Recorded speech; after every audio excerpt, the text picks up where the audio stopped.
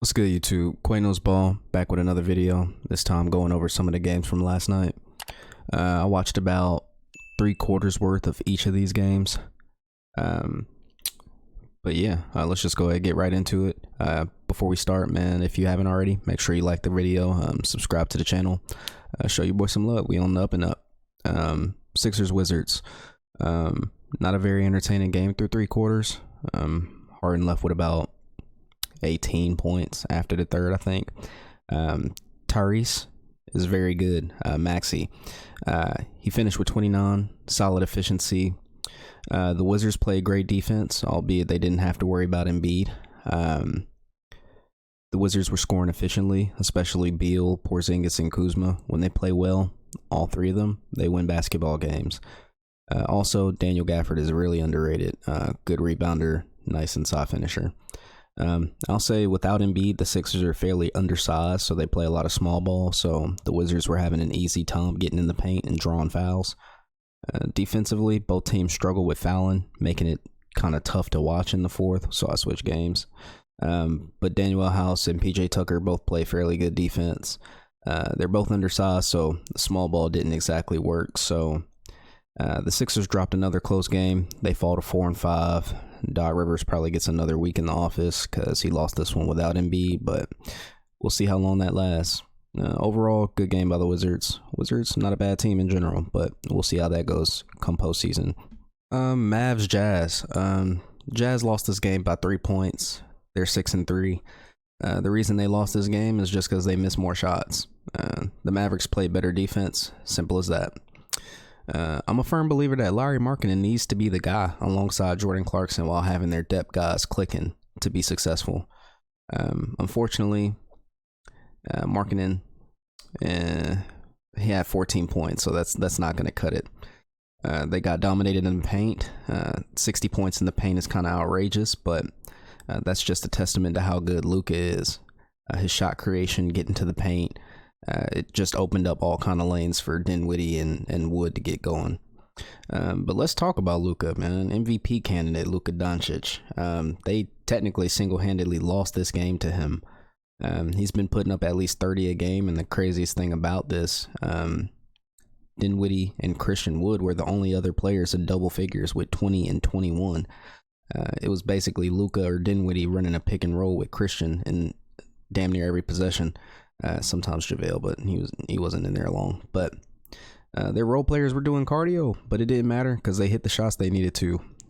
Tim Hardaway's only 3 points were a clutch fourth quarter basket to beat the shot clock, and Reggie Bullock's only 3 points were a clutch basket in the fourth to give them a momentum boost. The other guys that were doing cardio were efficient and playing defense, which is really all you need when you have Luka playing at this kind of level.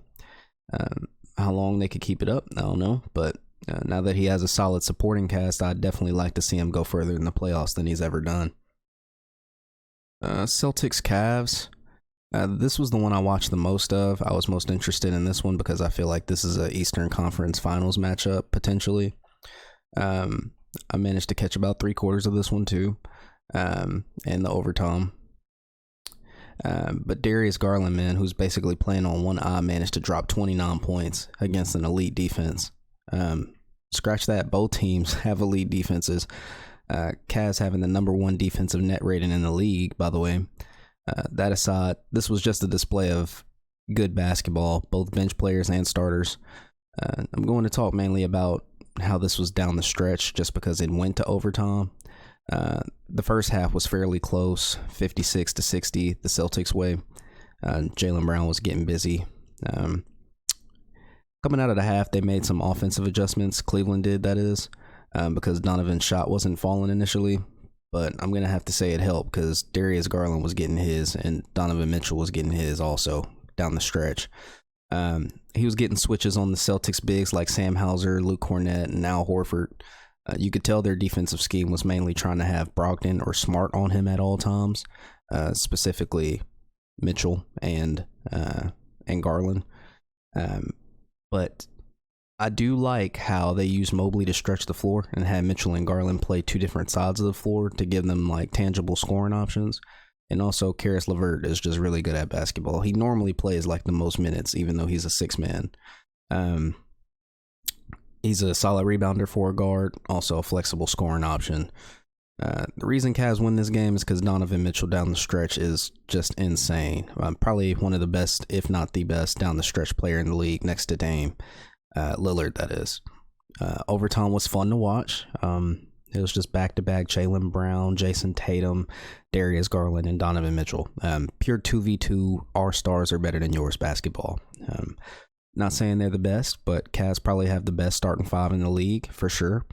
Tatum was okay in clutch time. He had some opportunities to get in some other baskets, but his shot was not falling at times. He finished 8 for 21 with 26 points, and Jaylen Brown, though he dropped 30, was slightly inefficient for 10 for 26. So let's just call that a testament to the Cavs defense that night. Overall, great game. And great games in general. I liked all the games except the Wizards and Sixers because it was a foul fiesta. But, you know, it is what it is. But that's the recap from last night's games. Again, if you haven't already, make sure you like the video, subscribe to the channel, and I'll catch y'all on the next one, man. Peace.